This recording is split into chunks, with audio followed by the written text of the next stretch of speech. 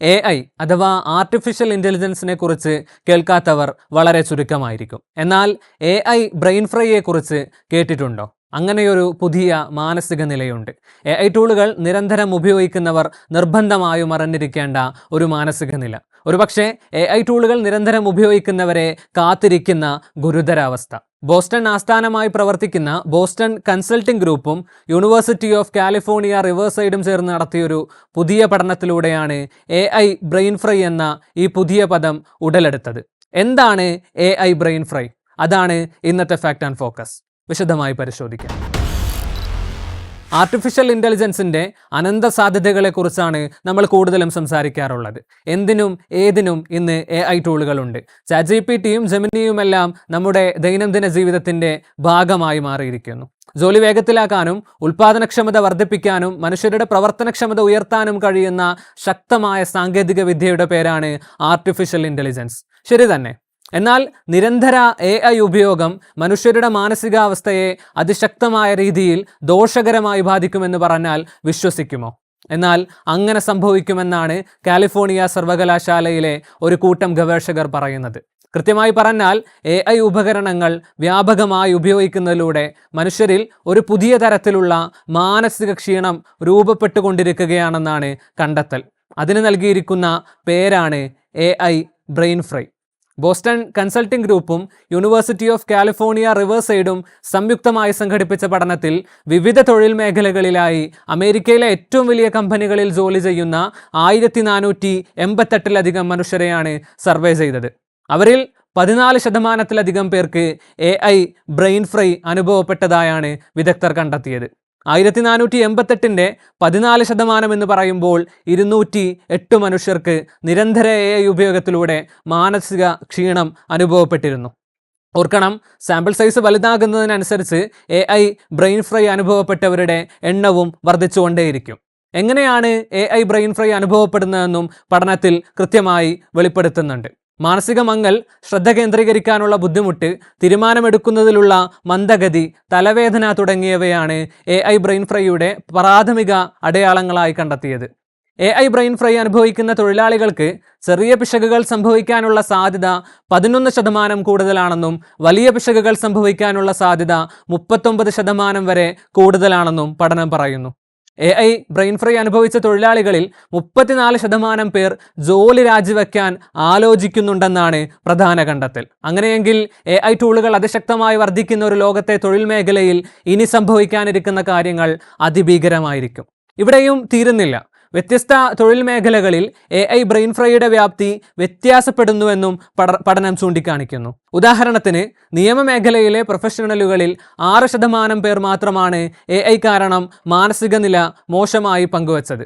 എന്നാൽ മാർക്കറ്റിംഗ് മേഖലയിലെ തൊഴിലാളികളിൽ ഈ നിരക്ക് 26%. സമാനമായി human operations, engineering, finance, IT തുടങ്ങിയ മേഖലകളിൽ AI കാരണമുള്ള മാനസിക ക്ഷീണം വളരെ കൂടുതലായി റിപ്പോർട്ട് ചെയ്യപ്പെട്ടിട്ടുണ്ട്. AI ഉപയോഗത്തിലൂടെ യഥാർത്ഥത്തിൽ ആളുകൾക്ക് ജോലി എളുപ്പമാവുകയല്ല, മറിച്ച് കൂടുതൽ മാനസിക പരിശ്രമം ചിലവഴിക്കേണ്ടി വരുന്നു എന്നതാണ് മറ്റൊരു സുപ്രധാന കണ്ടെത്തൽ. കാരണം AI ടൂളുകൾ ഉപയോഗിക്കുന്നത് സാധാരണയായി ശക്തമായ മേൽനോട്ടവും പരിശോധനയും ആവശ്യപ്പെടുന്ന ഒന്നാണ്. അശ്രദ്ധമായി ചെയ്താൽ അതിന് വലിയ വില തന്നെ നൽകേണ്ടി വരും ചിലപ്പോൾ. അതിനാൽ തൊഴിലാളികൾക്ക് ജോലിയിൽ ഏകദേശം 14% അധിക മാനസിക പരിശ്രമം ചിലവഴിക്കേണ്ടി വരുന്നതായാണ് പഠനം വ്യക്തമാക്കുന്നത്. ഇതിലൂടെ 12% കൂടുതൽ മാനസിക ക്ഷീണവും 19% കൂടുതൽ വിവരഭാരവും ജോലിക്കാർക്കിടയിൽ അനുഭവപ്പെടുന്നു. കൂടാതെ 3 AI ടൂളുകളിൽ കൂടുതൽ ഉപയോഗിക്കുന്ന തൊഴിലാളികളിൽ ഉൽപാദനക്ഷമത കുറയുമെന്നും പഠനം അടിവരയിടുന്നു.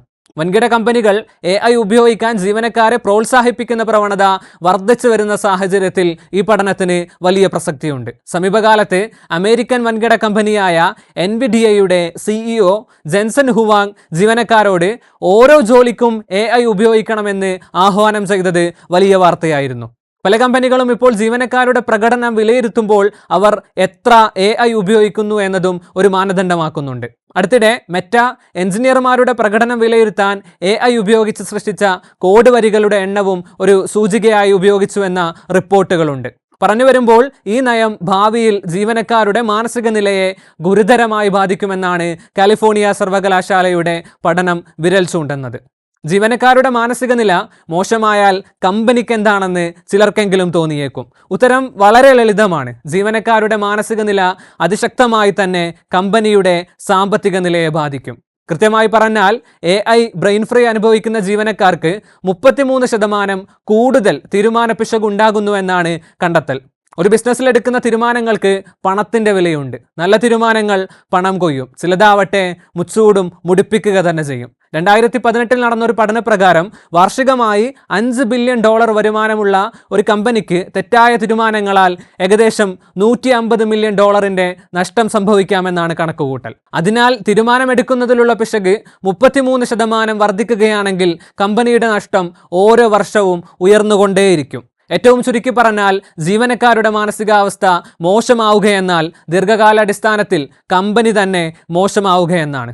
പരിശോധിച്ച് വരുമ്പോൾ 2 തരം മനുഷ്യരാണ് ഭാവിയിൽ ഏറ്റവും കൂടുതൽ ബുദ്ധിമുട്ടുകൾ നേരിടാൻ പോകുന്നത്.